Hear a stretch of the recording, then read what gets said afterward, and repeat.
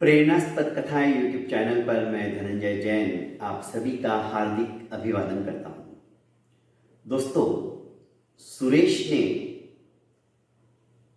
अपनी जिंदगी का एक किस्सा सुनाते हुए कहा कि सर, मुझे रिक्शा वाले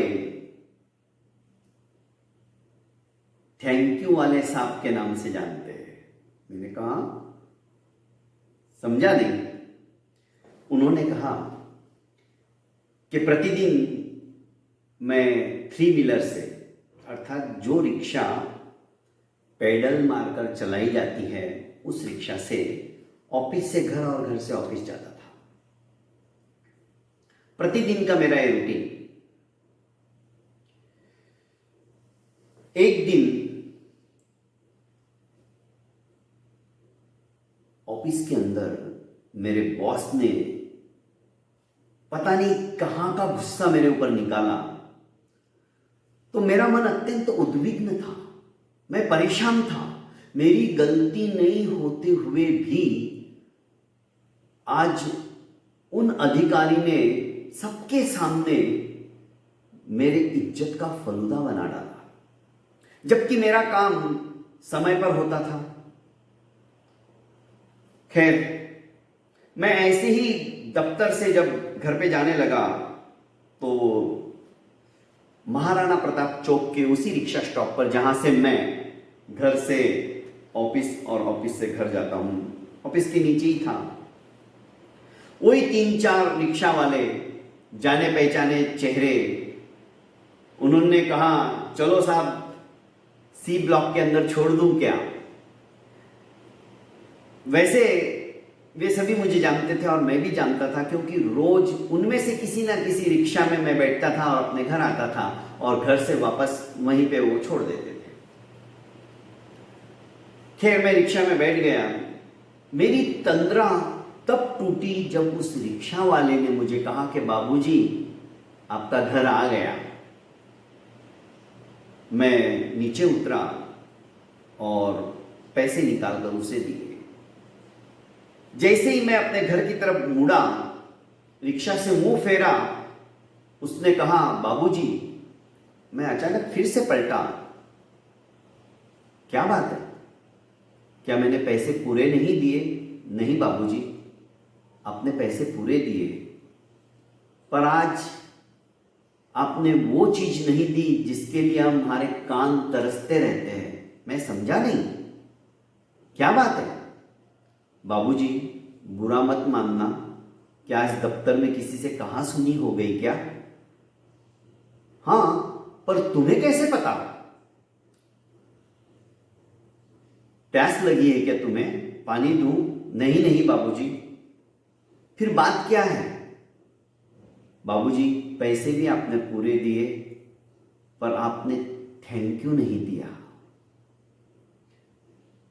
शायद यही कारण मैंने सोचा कि ऑफिस में कुछ हुआ होगा। हां, तुम सही कह रहे हो।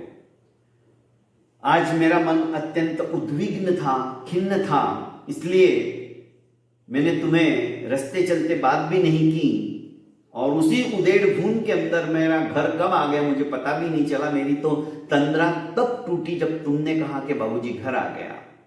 बाबूजी, एक आप ही तो हो जो परिवार से भी ज्यादा रिश्ता निभाने के लिए हमारे सभी रिक्शा वालों के बीच में फेमस हो।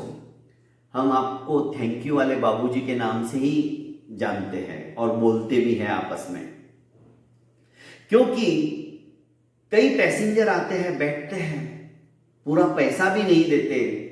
कोई कोई तो हमारे साथ में हाथापाई भी करता है, मारते भी है कि तुम तेज क्यों नहीं चलाते हो। अब इन बूढ़ी हड्डियों में जान कहां है, फिर भी इस पापी पेट के लिए दिन रात मेहनत करते हैं।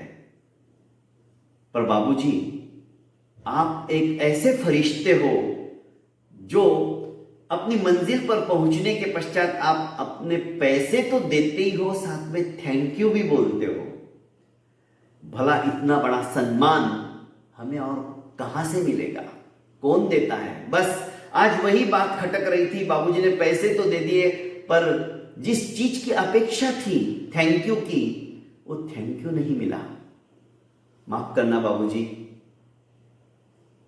आपके चेहरे की जो मुस्कुराहट है और उस पर से निकलते हुए थैंक यू का जो शब्द है, हमारे अंदर एक नई ऊर्जा भर देता है, एक नई जान भर देता है। हमें लगता है हमारा अपना कोई है जो हमें समझता है। कहानी छोटी सी है दोस्तों सुरेश की, पर ये सुरेश की कहानी दिल को छू गई। सचमुच में हमारे चेहरे पर किसी को देने के लिए कुछ भी नहीं है, पर यदि मुस्कुराहट के साथ साथ अच्छे शब्दों का प्रयोग यदि हम करते हैं, अच्छे शब्दों को हम देते हैं, तो उसके दिल के अंदर वो अमीट छाप छप जाती है। दोस्तों, घर परिवार के अंदर भी यदि हम अपने परिजनों से, अपने परिवार के प्रत्येक सदस्य से स्नेहपूर्ण वातावरण में अच्छे शब्दों का प्रयोग करेंगे, तो मैं समझता हूं हमारा जीवन सफल हो जाएगा। हमारे घर में कभी तकरार ही नहीं होगी। भगवान ने धनुष की तरह हमारे होठ बनाए हैं, देखना। पर इसमें से जो बाण हम छोड़ने वाले हैं, वो बाण कैसे है? किसी के हृदय को विदारण करने वाले तो नहीं है, विदीर्ण करने वाले तो नहीं है, आघात पहुंचाने वाले तो नहीं है।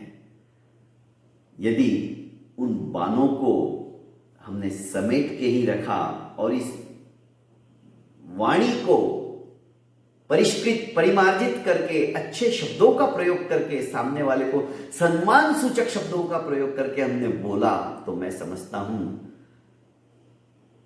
जिंदगी में हम कभी भी किसी के दिल को दुखाने वाली बात नहीं कर पाएंगे। और वैसे ही शब्द हमें भी हमारे कानों में सामने वाले के मुंह से सुनने को भी मिलेंगे, क्योंकि हम जैसा व्यवहार सामने वाले के साथ करते हैं, वैसा ही व्यवहार सामने वाला भी हमारे साथ में करता है। बहुत बहुत धन्यवाद दोस्तों। प्रेरणास्पद कथा यूट्यूब चैनल को आपने अभी तक लाइक एवं सब्सक्राइब नहीं किया है तो कर लीजिए, और ज़्यादा से ज़्यादा इसे अपनों को फॉरवर्ड कीजिए।